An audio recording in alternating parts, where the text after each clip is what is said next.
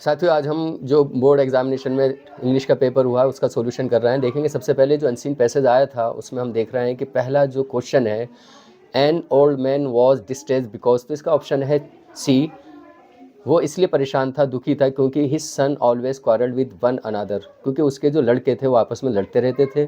दूसरा क्वेश्चन है an old man was distressed, it means he was, ये जो है an old man was distressed, एक जो बूढ़ा आदमी था वो परेशान था, दुखी था, इसका क्या अर्थ है?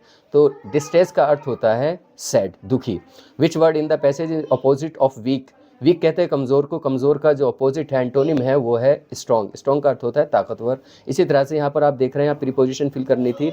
आई एम प्राउड, प्राउड के बाद हमेशा ऑफ प्रीपोजिशन का यूज़ होता है, तो यहाँ पर I am proud of my student, of preposition यहाँ पर आनी है।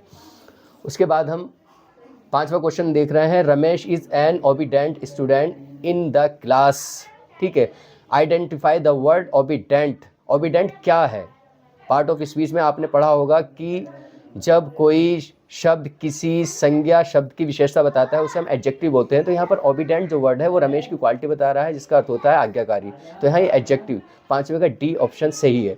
इसी तरह से यहाँ पर सेंटेंस को डिसऑर्डर में दिया गया था, इसको ऑर्डर में लिखना था, तो यहाँ पर आप डी ऑप्शन को सेलेक्ट करेंगे, ये सही है। और ये है she has borrowed a lot of money from them.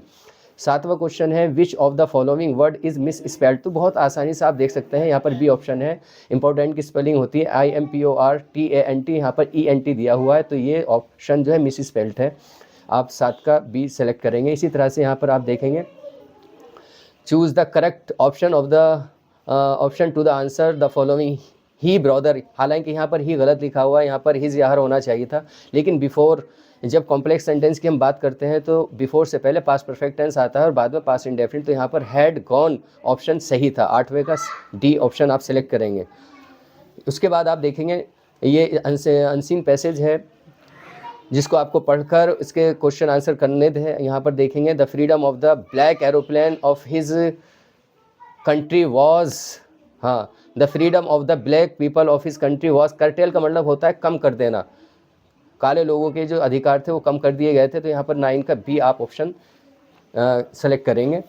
इसके बाद आप देखेंगे यहाँ पर the author felt the great hunger for, यहाँ पर आपको 10वें का डी ऑप्शन सेलेक्ट करना है, the freedom of his people, उसे अपने लोगों की, अपने देशवासियों के लोगों की फ्रीडम की क्या थी? भूख थी। The post master was amiable follow, यहाँ पर ब्लैंक प्लेस है, यहाँ पर आपको फैट, वो मोटा था, तकड़ा आदमी था। And Frank want to keep a diary because, क्यों रखना चाहती थी वो एक डायरी? तो यहाँ पर सी ऑप्शन आप सेलेक्ट करेंगे, she has no friend to talk and share her feelings, 12वें का सी ऑप्शन आप सेलेक्ट करेंगे। इसी तरह से the main crop of Coorg is, coffee है यहाँ पर, 13वें का सी है। और इसी तरह से आप जब ये पोएम की लाइन पढ़ेंगे उसके बाद यहाँ पर क्वेश्चन आंसर है who was sitting in the tree, हाँ, who was sitting in the tree, पेड़ पर कौन बैठा था? क्रो था, कौवा, आप जानती हैं, आपने पढ़ी है, ये तो सबसे पहली पोएम है। Where was the poet standing, poet कहाँ पर खड़ा था? अंडर ए हेमलॉक ट्री, धतूरे के पेड़ के नीचे, यहाँ पर 15वें का सी है। और इसी तरह से आप देखेंगे Hari Singh did not know how to cook but told that he could cook because, Hari Singh से खाना पकाना नहीं आता था लेकिन फिर भी उसने अनिल से बताया था कि वो खाना बना सकता है, क्यों? तो पहले 16वें का ए है, he wanted work and food, क्योंकि उसे काम और खाने की ज़रूरत थी, काम भी की भी ज़रूरत थी और खाने की भी ज़रूरत थी उसे। रामलाल एल्डेस्ट डॉटर वाज, उसकी कई सारी लड़कियां थी रामलाल की, तो उसमें सबसे बड़ी डॉटर का जो नाम था वो राधा था।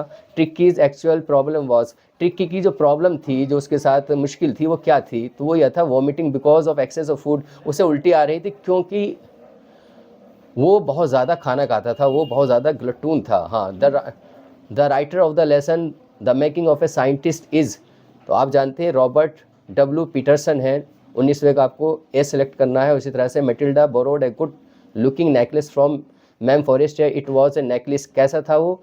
आर्टिफिशियल डायमंड, नकली, हाँ, नकली हीरो का बना हुआ था। 20वें का आप सी करेंगे। मुझे उम्मीद है आपके सब सही होंगे और नहीं हो तो आप इससे मैच कर लेंगे।